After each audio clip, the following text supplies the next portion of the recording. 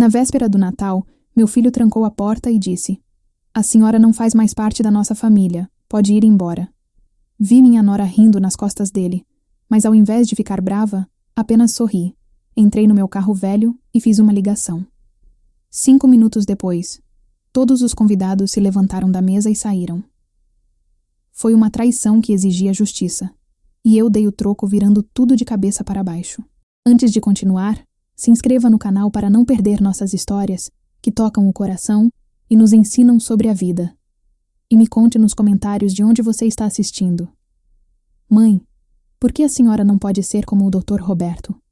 Ele sim é um homem de verdade, com dinheiro de verdade. Essas palavras me acertaram como um soco no peito. Parei na soleira da sala, olhando para meu filho Carlos, que estava ajeitando seu Rolex caríssimo, um que provavelmente custava mais que minha aposentadoria inteira. Seu terno italiano caía perfeitamente em seus ombros, sob medida para exibir o sucesso que eu nunca tive. Tudo nele gritava a riqueza que eu jamais pude dar. "O que foi que você disse para mim?" Minha voz saiu mais baixa do que eu queria. Quase um sussurro. Carlos revirou os olhos, o mesmo gesto que fazia quando adolescente, e eu pedia para arrumar o quarto. Só que agora ele carregava o peso da crueldade adulta. "A senhora ouviu, mãe. O Dr. Roberto construiu um império. Olha só este lugar." Ele gesticulou com desdém para meus móveis simples, para o sofá gasto mais limpo onde passei noites incontáveis ajudando ele com a lição de casa. O sangue ferveu nas minhas veias. Foi com essas unhas sujas que paguei sua faculdade, cada centavo dela. Oh, uma faculdade que mal me ajudou até eu casar com a Bruna.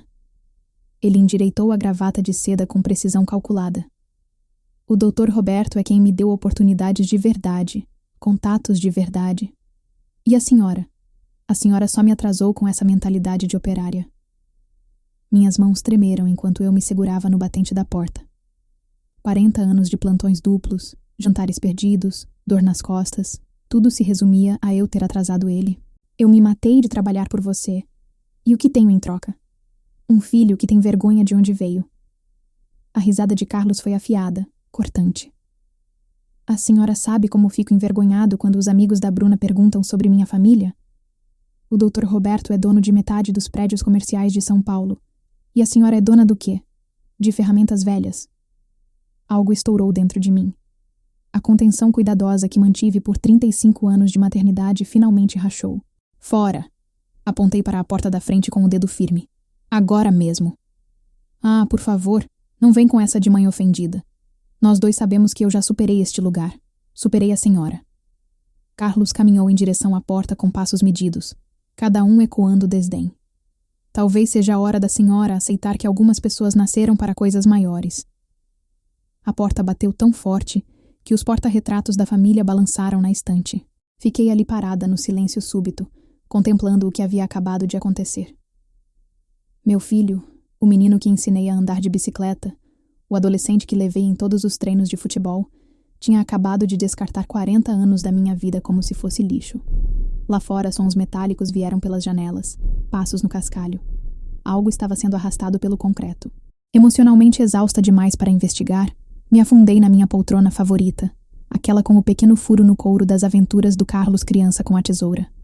Passei pelo ritual noturno como um fantasma, pendurando meu uniforme de trabalho no armário com precisão mecânica. Meu reflexo no espelho do quarto mostrava uma mulher de 65 anos, que de repente aparentava sua idade. As palavras do Carlos ecoavam a cada movimento. Um homem de verdade, com dinheiro de verdade. Enquanto escovava os dentes, não conseguia escapar da lembrança do Carlos aos 8 anos, mostrando orgulhoso para os amigos a caixa de ferramentas que dei de presente de Natal. "Minha mãe constrói tudo", ele anunciava com pura empolgação, quando esse orgulho virou vergonha. Lembrei daquela noite em que trabalhei até às 3 da manhã no projeto do Condomínio Esperança, e depois fui direto para a formatura do ensino médio do Carlos. Roupa manchada de tinta e mãos calejadas, mas eu estava lá. Carlos me abraçou depois, sussurrando: "Obrigado por sempre estar aqui por mim, mãe." As mesmas mãos que ele tinha acabado de rejeitar como símbolos de mediocridade. Pagar a faculdade significou jornadas de 18 horas por 3 anos seguidos. Perdi jantares em família, sacrifiquei fins de semana, abri mão de passeios com as amigas. Cada centavo extra ia direto para o fundo da educação dele. Quero que você tenha as oportunidades que eu nunca tive. Eu dizia durante aqueles anos pesados. Ele parecia grato na época, entendendo o sacrifício. Mas tudo mudou quando ele visitou a mansão do Dr. Roberto pela primeira vez. Ainda consigo imaginar aquela noite de outono quando ele voltou do jantar da família da Bruna, os olhos ardendo com uma fome que eu nunca tinha visto antes. Mãe, a senhora precisava ver a casa do Dr. Roberto. É coisa de revista, adega, piso de mármore, quadros que valem mais que nosso bairro inteiro. A voz dele estava cheia de admiração, mas por baixo havia algo mais sombrio, inveja. Então começaram as comparações. No início, sutis. O Dr. Roberto diz que carteiras de investimento são mais seguras que a aposentadoria. Depois mais ousadas. Talvez eu devesse ter estudado administração ao invés de engenharia. Finalmente, os olhares questionadores quando visitava minha casa simples, como se a estivesse vendo com novos olhos críticos. Os telefonemas ficaram mais curtos. Os convites para jantar, mais raros. Desculpa, mãe. A família da Bruna está fazendo um evento. Virou a desculpa padrão dele. Tentei não notar como a voz dele mudava quando falava do Dr. Roberto. Reverente, entusiasmada, do jeito que costumava falar de mim. No Natal passado, ele chegou 1 hora atrasado com presentes caros que pareciam mais obrigações do que gestos de amor. O doutor. Roberto está me ensinando sobre benefícios fiscais, disse enquanto desembrulhava o relógio que eu vinha economizando há meses para comprar. Doações para a caridade podem ser muito estratégicas. Até meus presentes viraram lições na nova filosofia dele. Observei meu filho se transformar de um garoto orgulhoso de sua mãe operária para um homem envergonhado de suas origens. A cada visita, revelavam-se mudanças novas, roupas de grife, um jeito ensaiado de discutir opções de ações, menções casuais a clubes exclusivos e almoços de negócios. A confrontação de hoje não foi uma brutalidade súbita. Foi a conclusão inevitável de anos de distância crescente. O Dr. Roberto não ganhou apenas um genro, ele roubou meu filho. Talvez não por maldade, mas pelo simples fato de existir num mundo onde meus sacrifícios pareciam insignificantes. Deitada na cama, olhei para o teto e tentei lembrar da última vez que Carlos perguntou sobre meu dia, minha saúde, minha felicidade. O silêncio se estendia por meses, talvez anos. Quando eu tinha deixado de ser importante para o garoto em torno de quem construí minha vida inteira? A casa rangia ao meu redor com sons familiares. A madeira se acomodando, a estrutura mudando, os protestos suaves da casa que nos protegeu durante tempestades e feriados. Esta casa, que Carlos agora considerava vergonhosa, tinha sido o refúgio dele durante cada crise da infância. O sono finalmente me venceu por volta da meia-noite, mas mesmo dormindo não conseguia escapar do eco das palavras dele. Algumas pessoas nasceram para coisas maiores. Obviamente eu não era uma delas. A luz da manhã vazou pelas cortinas do quarto, dura e implacável. Minhas articulações protestaram quando saí da cama, cada movimento lembrando que 65 anos cobraram seu preço. O relógio digital marcava 8h15, mais tarde que o usual, mas a surra emocional de ontem me esgotou mais que qualquer trabalho físico. Cambaleei até o banheiro, evitando meu reflexo no espelho. O café me chamava da cozinha, prometendo a cafeína que eu precisava para enfrentar mais um dia nesta nova realidade onde meu filho me via como constrangimento. A rotina matinal parecia estranha depois do choque de ontem. Vestindo uma camisa flanela gasta e calça jeans de trabalho, passei pelos movimentos de me vestir enquanto minha mente repetia fragmentos das palavras cruéis do Carlos. Mentalidade de operária. A frase grudou como espinho na pele. A neve de dezembro caiu durante a noite, cobrindo meu bairro simples da Zona Leste numa brancura imaculada que fazia tudo parecer mais limpo do que realmente era. O ritual familiar de fazer café e pegar o jornal da manhã na varanda geralmente me acalmava. Dava estrutura aos dias que às vezes pareciam vazios depois da aposentadoria. Mas quando saí para o ar gelado de São Paulo, imediatamente notei algo incomum. Minha caixa de correio, uma simples de metal preto que instalei há 15 anos, estava torta no poste, a portinha pendurada num ângulo não natural. Me aproximei devagar, minha respiração formando nuvenzinhas no ar frio. O estrago não foi acidental. Alguém pegou um taco de beisebol ou pé de cabra, dobrando o metal deliberadamente, maliciosamente. Arranhões frescos desfiguravam a superfície, e o próprio poste estava solto, inclinando toda a estrutura em direção à rua. Moleques desgraçados, resmunguei, embora algo sobre a precisão da destruição não parecesse aleatório. Isso não foi travessura adolescente, foi proposital, pessoal. A lembrança dos sons metálicos de ontem de repente fez sentido. Me abaixei para examinar a base, meus joelhos protestando o movimento. Pegadas na neve ao redor da caixa de correio, tamanho 42 ou 43, botas de adulto. O frio penetrou minha roupa enquanto tentava reconstruir o que aconteceu depois que Carlos saiu. Caminhando de volta para casa com o jornal debaixo do braço, senti uma sensação estranha subindo pela espinha. Inquietação. Em 40 anos morando neste bairro, nunca fui alvo de vandalismo. O timing parecia conveniente demais para ser coincidência. Na cozinha aquecida, despejei café na minha xícara favorita e abri o jornal na mesa. O conforto familiar da rotina matinal deveria ter me acalmado, mas minha concentração escapava. As palavras borravam enquanto minha mente voltava para a caixa de correio danificada, para as palavras venenosas do Carlos, para a crescente certeza de que a confrontação de ontem não tinha acabado. Pensei em ligar para a polícia, depois desisti da ideia. O que eu diria? Minha caixa de correio foi vandalizada na mesma noite em que meu filho me chamou de perdedora? Eles pensariam que sou uma velha paranoica, conectando eventos não relacionados. O café esfriou, enquanto olhava as manchetes que não conseguia compreender. Resultados esportivos, previsão do tempo, notícias locais. Nada penetrava a névoa de inquietação que se instalou sobre mim. Algo parecia errado, incompleto, como se a briga de ontem fosse apenas o primeiro ato de uma peça maior. Tentei me concentrar nas palavras cruzadas, um ritual diário que geralmente proporcionava escape das complicações da vida.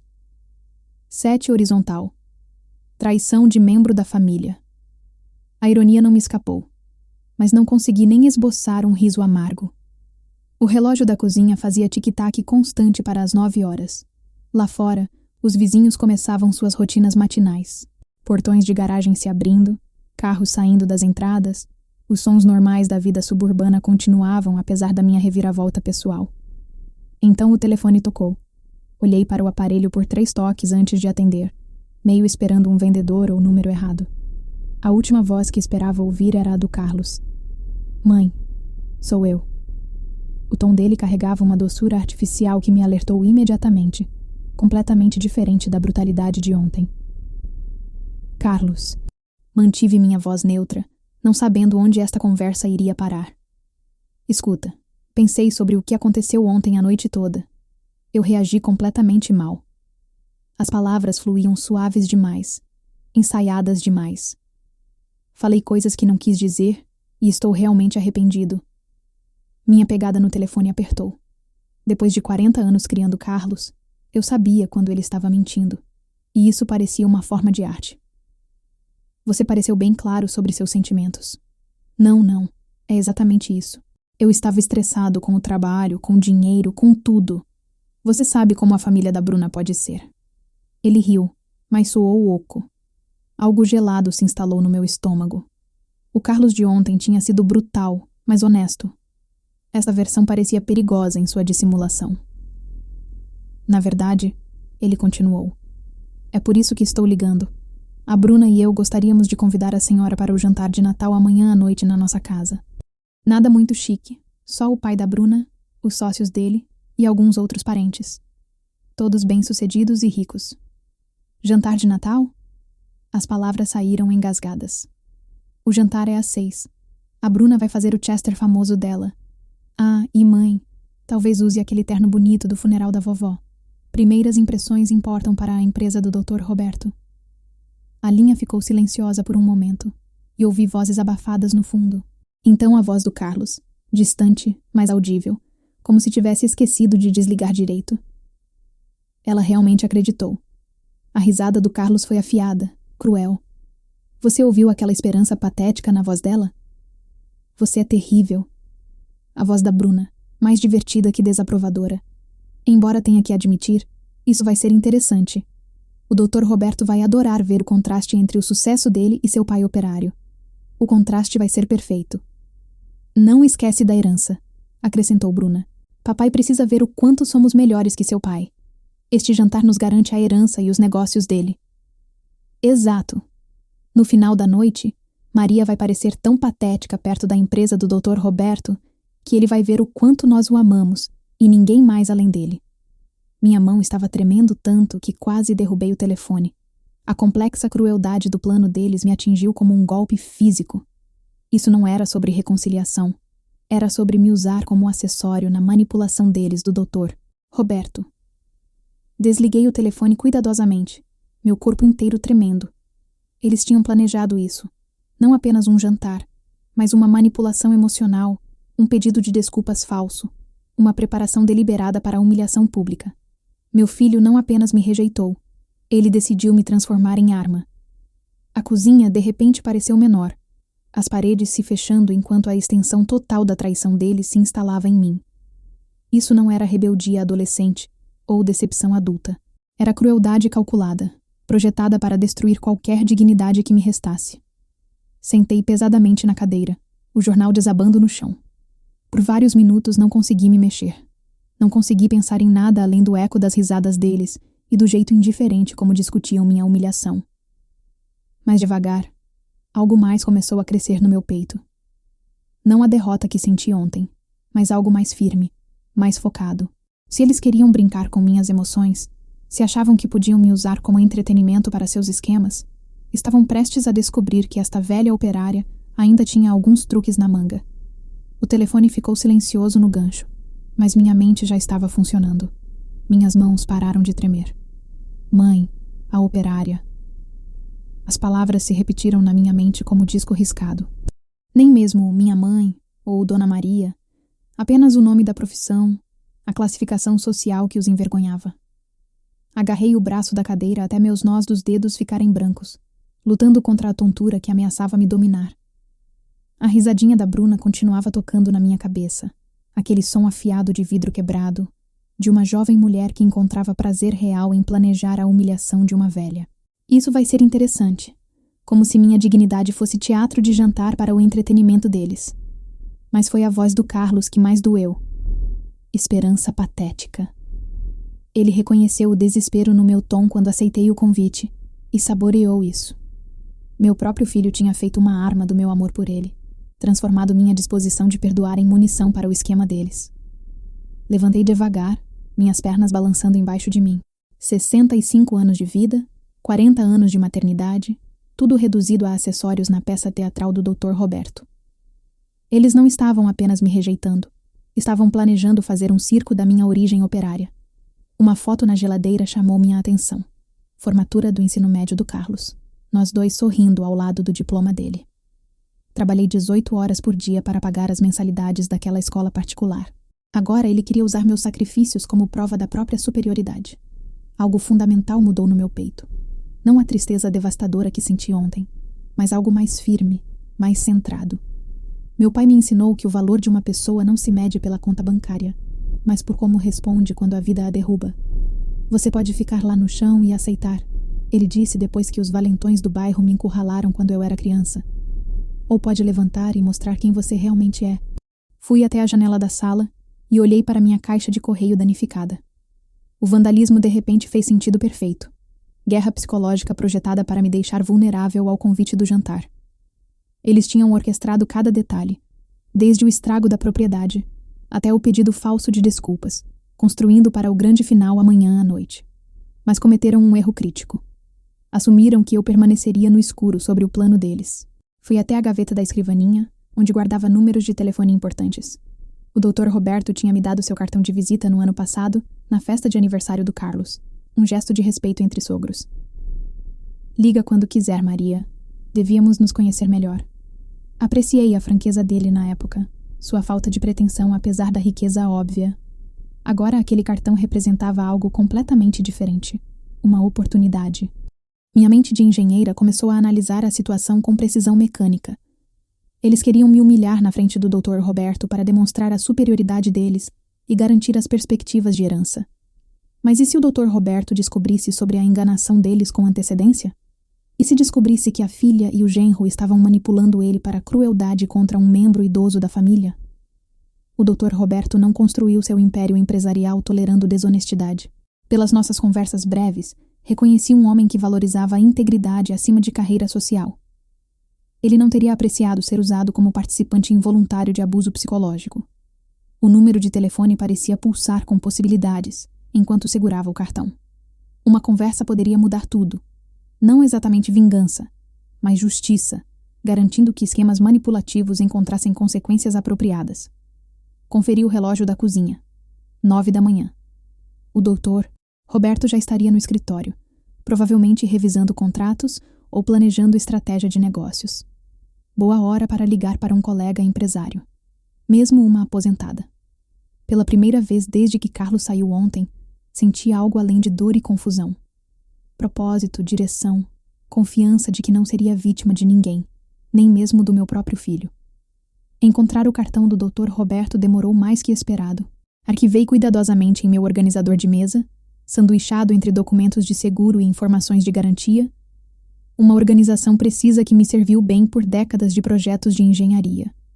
Minhas mãos pararam de tremer, substituídas pela concentração constante que uma vez trouxe para revisar plantas e cronogramas de construção. O cartão parecia substancial entre meus dedos, cartolina cara que falava de sucesso conquistado, não herdado. Acomodei na minha poltrona de leitura, que tinha vista clara tanto da janela da frente quanto do relógio da cozinha, e peguei o telefone. A estratégia exigia timing cuidadoso. Entendi que precisão era mais importante que velocidade. O que exatamente eu deveria dizer a ele? A verdade, é claro, mas entregue com precisão cirúrgica. O Dr. Roberto precisava saber que a filha e o genro estavam manipulando ele, usando reuniões familiares como palcos para suas audições para a herança dele. Mas não podia soar como velha amarga reclamando de filhos ingratos. Ensaiei mentalmente minhas linhas de abertura. Dr. Roberto, aqui é a Maria. Estou ligando sobre o jantar de amanhã. Formal demais. Oi, Dr. Roberto. Maria aqui. Precisamos conversar sobre Carlos e Bruna. Confrontativo demais. A abordagem tinha que equilibrar urgência com respeito, honestidade com diplomacia.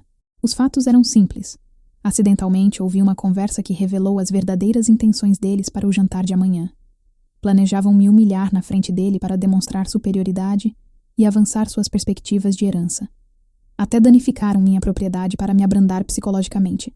Precisava dele confiando em mim, o que significava reconhecer meu próprio interesse emocional enquanto mantinha a objetividade. Doutor. Roberto, sei que isso o coloca numa posição difícil, mas achei que merecia saber o que estão planejando. Apelando para o senso de justiça dele, não pedindo para tomar partido. Uma complicação potencial me preocupava.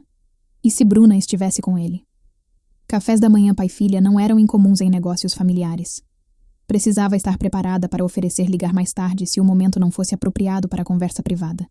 Mas meu instinto me dizia que este era o momento. Esperar só me daria mais tempo para duvidar de mim mesma, para perder a clareza que veio da raiva justa e traição recente.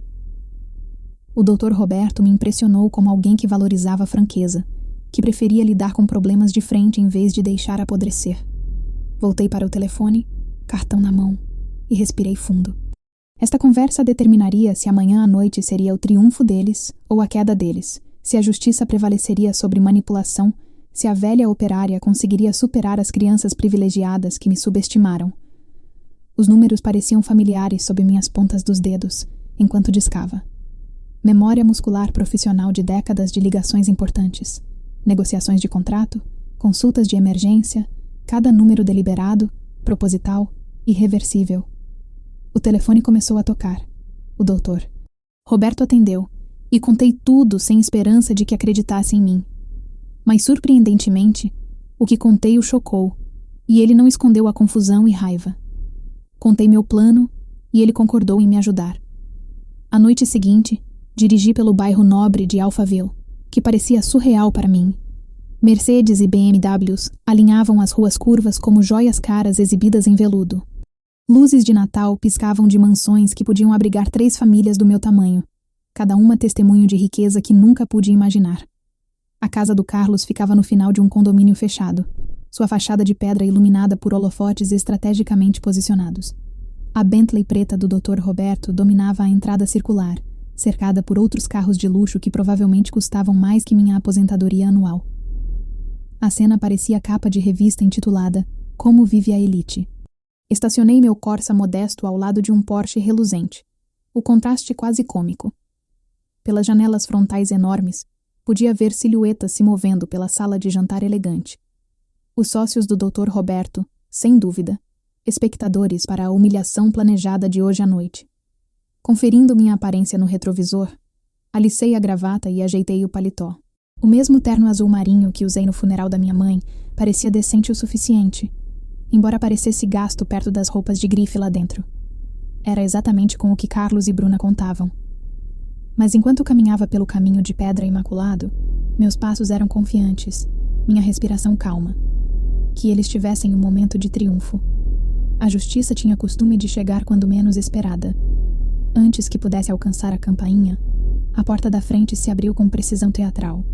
Carlos estava na luz dourada que derramava de dentro, seu terno caro e impecável, sua expressão carregando a satisfação cruel que ouvi na voz dele ontem de manhã. Ora, ora, olhem só quem está na nossa porta. A voz dele era alta o suficiente para os convidados dentro ouvirem. Você realmente achou que pertencia aqui hoje? Atrás dele apareceu Bruna, como atriz coadjuvante entrando na deixa. Seu vestido de coquetel preto provavelmente custava mais que meu orçamento mensal do mercado. E seu sorriso tinha a vantagem afiada de diversão antecipada. Ah, que gracinha! Ela realmente veio. Mãe. Carlos deu um passo à frente, bloqueando completamente a entrada, sua linguagem corporal gritando posse e controle. Deixa eu deixar bem claro para a senhora. A voz dele subiu com crueldade ensaiada, garantindo impacto máximo na plateia. A senhora não é mais família nossa. Só os pais da Bruna são nossa família agora. Pode ir embora.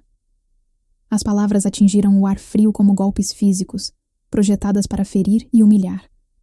Dentro, podia ver os convidados parando as conversas, alguns se virando para a confusão com o fascínio desconfortável que as pessoas reservam para constrangimentos públicos. A risada da Bruna borbulhou de trás do Carlos, animada e maliciosa. Viu a cara dela? Ah, é ainda melhor que imaginamos. Mas em vez da ruína quebrada que esperavam, senti apenas uma estranha sensação de completude. Era exatamente o que tinha me preparado. Exatamente o que o Dr. Roberto precisava confirmar através das fontes dele lá dentro. Entendo. Minha voz permaneceu firme, decepcionantemente calma para a performance teatral deles. Bom, Carlos, espero que você consiga tudo o que merece hoje. Encontrei os olhos dele com a dignidade quieta de uma mulher que trabalhou honestamente a vida toda. Tudo. A expressão dele vacilou com confusão momentânea. Este não era o roteiro que tinha escrito. A súplica, a vergonha, a humilhação pública que demonstraria a superioridade dele para os amigos influentes do Dr. Roberto. É isso mesmo, velha. Vá embora. De volta para sua casinha de operária onde pertence. Mas havia menos convicção na voz dele agora, perturbado pela minha contenção inesperada. Me virei e caminhei de volta para o carro com passos medidos, minhas costas retas apesar do frio de dezembro. Atrás de mim, ouvi a risada forçada do Carlos e os comentários da Bruna. Mas as palavras deles pareciam distantes, sem importância. Quando cheguei no Corsa, me instalei no banco do motorista e observei a casa pelas janelas caras. Através daquelas janelas caras, os convidados do doutor Roberto continuavam sua noite elegante, inconscientes de que estavam prestes a testemunhar um tipo muito diferente de show. Peguei meu celular e disquei o número do Dr. Roberto. O telefone tocou 2 vezes antes da voz familiar dele atender. Profissional, mas calorosa. Maria, como combinamos, disse simplesmente observando as janelas douradas da casa onde meu filho pensou que tinha acabado de conseguir sua maior vitória. Entendo perfeitamente. O tom do doutor. Roberto carregava o peso de um homem que construiu um império lendo situações rapidamente e agindo decisivamente. Obrigado por me manter informada. A ligação terminou ali. Sem declarações dramáticas, sem explicações longas, apenas 2 pessoas que entendiam que algumas traições exigiam consequências imediatas. O Dr. Roberto levantou sua taça de vinho, chamando atenção. O ambiente gradualmente ficou silencioso quando a elite empresarial de São Paulo se virou para o anfitrião, esperando alegria natalina agradável ou talvez um brinde. Amigos, a voz do Dr. Roberto carregava a autoridade que lhe trouxe milhões. Nesta véspera de Natal, quero falar sobre valores familiares, valores reais que são mais importantes que status social ou sucesso financeiro. Carlos e Bruna radiavam, interpretando isso como validação das ações deles, prova de que o Dr. Roberto apreciou a demonstração de superioridade dele sobre a origem operária da Maria. Descobri hoje sobre pessoas que valorizam dinheiro acima de caráter, que manipulam relacionamentos familiares para ganho pessoal. O tom do Dr. Roberto permaneceu conversacional, mas as palavras carregavam precisão cirúrgica. Pessoas que tratam membros idosos da família como acessórios nos esquemas de carreira social deles. A primeira sombra de confusão cruzou o rosto do Carlos. Esta não era a aprovação que esperava. Também aprendi a diferença entre riqueza herdada e dignidade conquistada, entre pessoas que se constroem derrubando outros e aquelas que mantêm integridade independente do saldo bancário. O sorriso da Bruna começou a desaparecer quando os convidados trocaram olhares. O significado do Dr. Roberto estava se tornando inequivocamente claro. Então hoje escolho passar meu Natal com pessoas que entendem que lealdade familiar e decência humana básica são mais importantes que filhos manipuladores e gananciosos. O Dr. Roberto colocou sua taça de vinho com finalidade. Escolho sair desta casa e desta companhia. O silêncio que se seguiu foi ensurdecedor. Então o Dr. Roberto caminhou para a porta da frente com determinação calma, sua decisão tomada e executada com a mesma eficiência empresarial que construiu seu império. Doutor. Roberto, espera. A voz do Carlos rachou com desespero, mas o Dr. Roberto não parou. Papai, você não entende. Bruna começou, mas o pai já estava pegando o casaco. Nenhum dos convidados precisava de explicação adicional. Na hierarquia social de São Paulo, seguir o Dr. Roberto era simplesmente bom senso. Um por um, os convidados começaram a juntar seus pertences, murmurando desculpas educadas que não enganavam ninguém. É um mal-entendido, Carlos exclamou, a voz subindo para pânico. Podemos explicar tudo. Mas explicações eram desnecessárias. O êxodo começou, e numa questão de minutos, a festa de jantar elegante se desintegrou numa corrida constrangedora para as saídas. O Dr. Roberto foi o primeiro a sair da casa, seu andar digno cortando o ar de dezembro até meu Corsa modesto. Atrás dele seguiram 3 outros convidados, pessoas bem-sucedidas que tinham acabado de testemunhar algo extraordinário. Maria, a voz do doutor. Roberto carregava calor genuíno enquanto se aproximava do meu carro. Acredito que temos um lugar melhor para passar a véspera de Natal. De fato, destravei a porta, convidando eles para dentro. Me sigam, cavalheiros, não é longe. O comboio se formou naturalmente. Meu Corsa envelhecido liderava o desfile de carros de luxo pelas ruas noturnas de São Paulo. No retrovisor, observei enquanto Bentleys e Mercedes seguiam meu carro modesto como cortejo fúnebre, embora fosse mais como celebração. Tenho que perguntar, disse o Dr. Roberto do banco do passageiro, a voz ainda tingida de choque. Como você sabia se preparar para hoje? Como previu tudo isso? Depois que ouvi a conversa deles ontem de manhã, liguei para o senhor na mesma hora. Mas mesmo antes disso, passei pelo semáforo, escolhendo minhas palavras cuidadosamente. Venho observando o Carlos mudar há meses. Um dos convidados, amigo próximo do Dr. Roberto, se inclinou para a frente. Você realmente preparou um jantar alternativo? Um banquete natalino completo, confirmei, sentindo satisfação quieta. Preparei hoje. Parecia sábio ter um plano reserva. O Dr. Roberto assentiu com admiração. A maioria das pessoas teria evitado o confronto completamente ou entrado despreparada. Você não fez nenhum, nem outro. 40 anos na construção civil me ensinaram a planejar para todas as eventualidades. Sempre tenha plano reserva quando lidar com pessoas não confiáveis. A ironia não me escapou. Chamar meu próprio filho de não confiável. Voltamos para meu bairro, onde casas modestas contrastavam drasticamente com a área afluente que acabáramos de deixar. Luzes de Natal piscavam de pequenos quintais da frente, criando a atmosfera calorosa e autêntica que dinheiro não conseguia comprar. Era isso que estava tentando dizer no meu brinde, continuou o Dr. Roberto, olhando as casas operárias. Riqueza real não é sobre contas bancárias ou roupas de grife. É sobre caráter, lealdade, quem você é quando ninguém está olhando. Você deu a eles exatamente o que mereciam. Outros carros estacionaram na minha rua, carros caros que pareciam estranhamente fora do lugar neste bairro honesto. Todos os convidados saíram dos carros não com desprezo, mas com curiosidade genuína sobre esta mulher que havia superado os manipuladores. Tenho que mencionar, disse o doutor Roberto enquanto caminhávamos para minha porta da frente. Estou encerrando todas as relações comerciais com Carlos imediatamente. E Bruna? Ele pausou, dor cruzando suas feições. Ela vai herdar muito menos do que esperava. Sinto muito por isso, Dr. Roberto. Nunca quis causar problema entre o senhor e sua filha. Você não causou nada, Maria. Revelou o que já estava lá. Ele parou nos degraus da minha frente, olhando para os carros alinhados atrás de nós. Essas pessoas, apontou para todas as pessoas nos cercando, respeitam o que você fez hoje. Eu também. Dona Helena, da casa ao lado, espiou pelas cortinas a coleção incomum de carros de luxo, provavelmente se perguntando se ganhei na loteria ou entrei em algum clube exclusivo. De certa forma, suponho que entrei. Um clube de pessoas que valorizam honestidade acima de herança. Bem-vindos à minha casa, disse, tirando as chaves. Luz calorosa derramou das janelas da minha sala de estar modesta, revelando a árvore de Natal que decorei com enfeites coletados ao longo de décadas de casamento e maternidade. A mesa de jantar, visível pelo arco, estava posta para 8 pessoas, com a porcelana mais fina da minha falecida esposa, louça bonita que quase esqueci que tinha. Meu Deus, Maria! O Dr. Roberto entrou primeiro, o olhar captando cada detalhe. Você realmente preparou tudo isso? Comecei a cozinhar ao meio-dia, respondi, ajudando os convidados com os casacos. Parecia a coisa certa a fazer.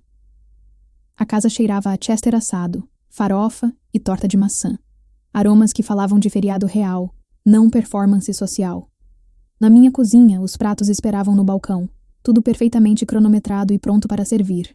Todos os convidados se moviam pela minha casa com admiração respeitosa, olhando fotos de família e admirando as decorações natalinas autênticas.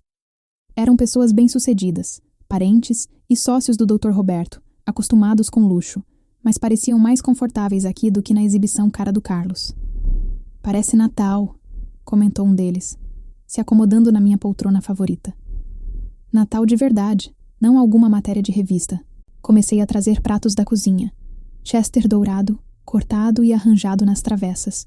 Purê de batatas com manteiga de verdade, vagem do meu próprio jardim que congelei no verão passado. O Dr. Roberto imediatamente se juntou a mim, carregando tigelas de salada sem ser pedido, nossa parceria naturalmente se estendendo à cooperação doméstica. Quando foi a última vez que você me viu servir jantar para mim mesmo? Perguntou quietamente, despejando água nos copos ao redor da mesa. Geralmente tenho pessoas para fazer isso. Hoje somos todos apenas família e amigos compartilhando uma refeição, respondi, colocando os últimos lugares. A transformação foi impressionante. O Dr. Roberto, que possuía metade do distrito comercial de São Paulo, estava ajudando uma operária idosa a servir jantar, e parecia completamente natural. Seus sócios, acostumados com restaurantes 5 estrelas e eventos com buffet, elogiavam minha culinária simples com entusiasmo genuíno. Este Chester está incrível, Maria, disse um deles, cortando a ave perfeitamente dourada. Onde aprendeu a cozinhar assim? 40 anos de casamento, respondi, servindo vinho de garrafas que guardei para ocasiões especiais. Minha esposa me ensinou bem antes de falecer. A conversa fluiu ao redor de histórias compartilhadas de tradições familiares, trabalho honesto e valores que realmente importavam na vida. Estes empresários ricos se encontraram relaxando, rindo e compartilhando memórias de suas próprias origens humildes e as pessoas que moldaram seu caráter. O Dr. Roberto levantou seu copo quando o prato principal terminou. Maria, quero agradecer por hoje. Não apenas por revelar a verdade, mas por nos lembrar como é a verdadeira hospitalidade. E o que família real significa, acrescentou outro convidado. Família não é sobre sangue ou dinheiro. É sobre as pessoas que te apoiam quando importa. Lentamente me levantei, sentindo o peso do momento. Todos ficaram silenciosos, sentindo que algo importante estava prestes a acontecer. A luz calorosa da minha árvore de Natal lançava sombras suaves nos rostos, que tinham se tornado aliados, até amigos, no espaço de uma única noite. Faróis apareceram pela janela da frente. 2 carros pararam atrás dos outros, seus motores morrendo com a finalidade abrupta de decisões desesperadas. Levantei meu copo, olhando ao redor da mesa para rostos brilhando com calor genuíno e satisfação. A família. Comecei, erguendo meu copo para os rostos calorosos, cercando minha mesa de jantar. Não a família em que nascemos, mas aquela que escolhemos. As pessoas que nos apoiam quando importa, que valorizam caráter acima de... A porta da frente estourou aberta sem aviso. Carlos invadiu minha sala como exército invasor. Bruna logo atrás, ambos ainda nas roupas caras da festa, mas agora desalinhados de desespero. Como se atreve? A voz do Carlos rachou de raiva enquanto absorvia a cena. O Dr. Roberto e os convidados confortavelmente sentados ao redor da minha mesa modesta, copos de vinho erguidos, rostos brilhando de calor genuíno. Como se atreve a roubar nossos convidados? A reação ao redor da mesa foi imediata e desconfortável. Os convidados baixaram os copos, se mexeram nas cadeiras, testemunhando esta exibição de raiva privilegiada. O rosto do Dr. Roberto escureceu de vergonha pela filha, que estava ao lado do Carlos com lágrimas de decepção escorrendo pelo rosto. Eu não roubei ninguém, respondi calmamente, ainda segurando meu copo. Apenas ofereci um lugar onde seriam bem-vindos como convidados, não usados como acessórios. Você os manipulou, gritou Bruna, apontando o dedo acusador para mim. Virou eles contra nós com suas histórias de coitadinha e seu teatro de velha pobre. Um dos sócios do Dr. Roberto pigarreou diplomaticamente. Na verdade, saímos por causa do brinde que seu pai deu sobre valores familiares. Foi bem instrutivo. Carlos se virou para os convidados, seu desespero palpável. Ela está mentindo para vocês. É só uma operária amarga que não consegue aceitar que o filho a superou. Sabotou o nosso jantar porque tem ciúme do nosso sucesso. Sucesso? A voz do doutor. Roberto cortou o ambiente como faca. É assim que chama planejar humilhar sua mãe para me impressionar?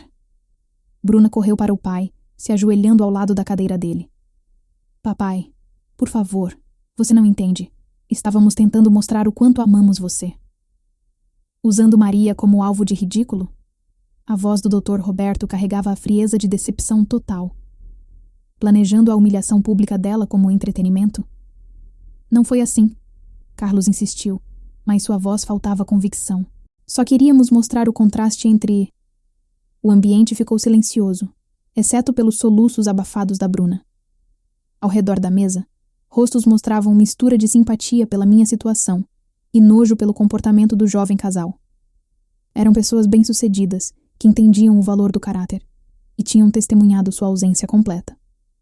O rosto do Carlos ficou vermelho de raiva e desespero. Ele se virou para mim. Você arruinou tudo. Tem ideia do que isso nos custou? Doutor, Roberto, no legado dele, era nosso futuro. Seu futuro nunca foi construído em base sólida, disse o Dr. Roberto, lentamente se levantando da cadeira. A autoridade no movimento dele instantaneamente capturou a atenção de todos no ambiente. Foi construído em manipulação, ganância e a suposição de que eu nunca descobriria o verdadeiro caráter de vocês. Bruna olhou para o pai com olhos suplicantes. Papai, por favor. Não. A voz do doutor. Roberto carregava a finalidade que abafou todos os protestos. Ele ficou de pé com a presença comandante que construiu um império empresarial, seu olhar alternando entre a filha e o genro com a avaliação fria de um homem que acabou de descobrir cupins na fundação. Bruna! Carlos! Começou, sua voz ecoando pela minha sala de jantar com clareza devastadora. Hoje vocês se revelaram exatamente o tipo de pessoas que evitei minha vida empresarial inteira. Manipuladores, gananciosos e fundamentalmente desonestos. Pai, você não pode... Bruna começou, mas o Dr. Roberto levantou a mão para silenciá-la. Posso e vou. Com efeito imediato, Carlos está demitido de todas as relações comerciais com a Silva Desenvolvimento Comercial. Seu emprego, seu acesso aos recursos da empresa, sua participação futura em qualquer empreendimento da família Silva, acabou. O rosto do Carlos ficou branco. Dr. Roberto, por favor, posso explicar. Além disso, continuou o Dr. Roberto, sua precisão empresarial cortando cada interrupção. Meu testamento está sendo reescrito na semana que vem. Bruna, sua herança fica reduzida exatamente ao que Carlos trouxe para este casamento. Nada. A maior parte dos meus bens vai para instituições de caridade que realmente entendem o valor de ajudar outros, sem esperar nada em troca. Você não pode fazer isso! Bruna gritou, pulando de pé. Eu sou sua filha! Sim, você é minha filha, e hoje me mostrou que tipo de filha escolheu ser. A voz do Dr. Roberto carregava tristeza profunda sob a firmeza. Alguém que humilharia uma pessoa idosa para ganho pessoal. Alguém que valoriza dinheiro acima de decência humana básica. Ao redor da mesa, os sócios do Dr. Roberto assentiram concordando. Eram pessoas que alcançaram sucesso através de caráter tanto quanto ambição, e reconheciam justiça quando viam. Carlos fez uma última tentativa desesperada.